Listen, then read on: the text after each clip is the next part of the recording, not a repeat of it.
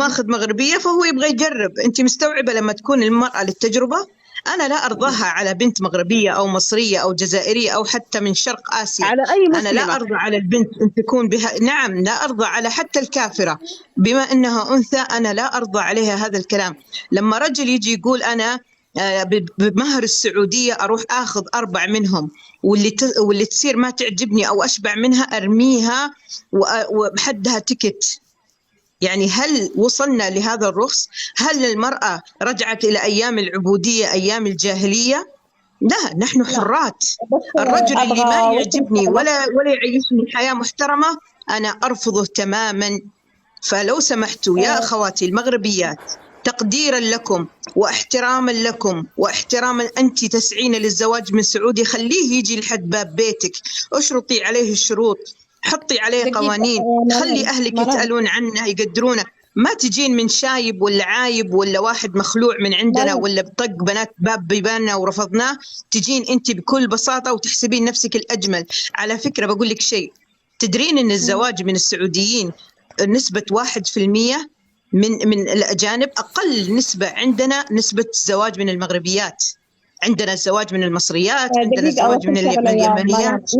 نحن بالمغرب، أنا أبغى أقول لك وقلتها في الأول وبرجع أقولها، نحن في المغرب البنت يعني اللي بتتزوج خليجي أوكي وراحت عنده، أو مثلا اللي بتزوج خليجي عندنا نادرا، عوائل أول شيء تتزوج خليجي أوكي. نحن صح نتزوج من كل العالم، عارفين نسبة 1%، نسبة 1%، نسبة جدا قليلة قليلة يعني جدا. عندنا نادرا طيب. البنات اللي يتزوجون من الخليج أوكي، مو بالضرورة يكونوا شيبان ولا مو شيبان، ولا هي أصلا اللي وحدة عمرها 20 تتزوج واحدة عمره 60 يعني ترى باين، لا من عندنا ولا من أي بلد أوكي.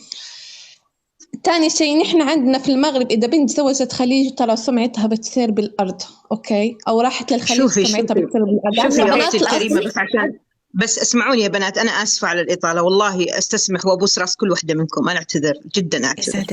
أختي الكريمة شوفي يا حبيبتي، أنا كامرأة، اتركيني من إني سعودية أو بنغالية، أنا كامرأة، امرأة أنثى تمام، بنت حواء، أنا أحتقر وأستحقر أي بنت من أي جنسية كانت تسترخص نفسها وتصبح بهذا الرخص. احنا لسنا عبدات للرجال، لسنا عبدات للرجال. نعم نتزوج بشرف وكرامة، رجل يحترمني يقدرني يحط يده مع يدي، نمشي حياة نبني أسرة، أنت على راسي وعيني. أما رجل يستعبدني فأنا لست عبده، ولست أنا حرة من أم حرة ومن أب رجل. ما أجي أطلع في القستات أستعرض مفاتني أو أستعرض ماذا أفعل وماذا أعمل. وإحنا نعرف دائما عندنا مثل دارج، اللي يفعل اللي يقول ما يفعل، واللي ما يقول هو اللي يفعل، معروف هذا الشيء. البنت اللي تطلع تستعرض نفسها، بس خلاص راح أقفل الحين أسكت. يعني جد ارتقوا. أنا أقول البعض من النساء المغربيات للأسف أساءوا لبلد عظيم مثل المغرب، بلد معروف مثل المغرب، والله العظيم شوهوا نظرتنا صراحة للأسف.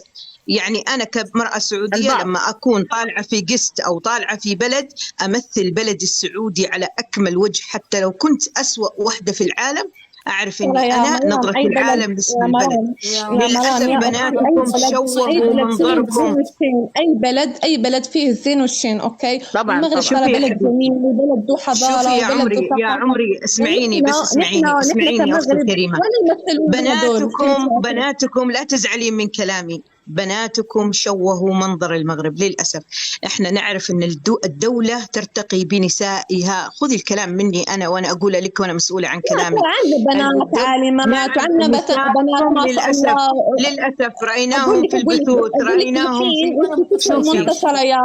يا مرام اسمعيني يا أختي، يا مرام لما يفتحون هدول الشبان ولا كذا في البثوث بتيجي فئة قليلة من المغربيات ما عندهم أصل. اسمعيني يا أختي الكريمة، للأسف اسمعيني يا أختي الكريمة، للأسف شوفي لو كانوا 10 أقول معليش يمثلون أنفسهم، لو كانوا 50 أقول يمثلون أنفسهم، ولكن الموضوع زاد عن حده. تنكر، تشبه بالمرأة السعودية وإسقاط فيها، النظرة السيئة.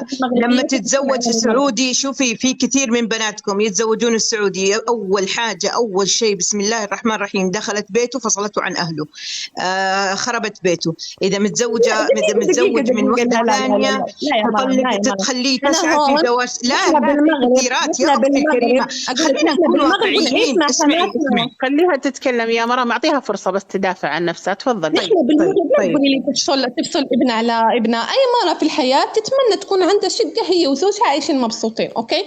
بس ترى الإنسان إذا ما نبعد الرجل عن أهله، حتى لو عندي عمارة فيلا قصر لوحدي ما أمنع الرجل عن زوجته. لا أغلبنا نحن بنات. أقول لك يا مرام نحن بنات وكنا نشتي تكون بنات.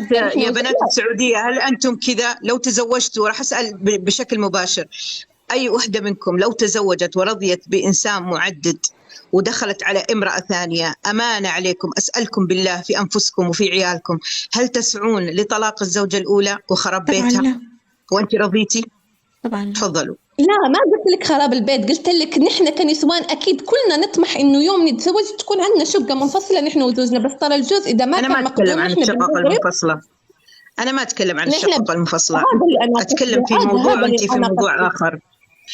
المهم آخر كلامي يا أختي الكريمة، آخر كلامي يا أختي الكريمة، إحنا ما همنا البثوث اللي تنفتح لسب المرأة السعودية ولا الإسقاط عليها، لأن إحنا معروفين وما المعروف لا يعرف، ودائما الشجر المثمر هو الذي يرمى بالحجر على فكرة. فآخر همنا الإسقاطات على المرأة السعودية وفتح البثوث، لكن همي اسمعي بس، همي الوحيد بناتكم افتحوا بثوث، وعوا بناتكم لا يطلعون عند المخرفين التافهين المرفوضين المخلوعين الشباشب من بعض رجالنا اللي ما نعتبرهم صراحة للأمانة رجالنا، يسقطون على المرأة السعودية. لو سمحتوا لا تعززون لهم. ما شفنا يمنية طلعت تعزز، ما شفنا سورية طلعت تعزز، ما شفنا باكستانية طلعت تعزز، أنتم فقط. أنا الحين الكلام عندك، ليش معنا بنات المغرب؟ يا مرام أسف على الإطالة يا بنات، شكرا لكم. التعميم لغة الجهالة، أوكي؟ يا أخواني أنا لي ساعة حط ميوت. معلش، لو أكمل مداخلتي. كلكم تتكلمون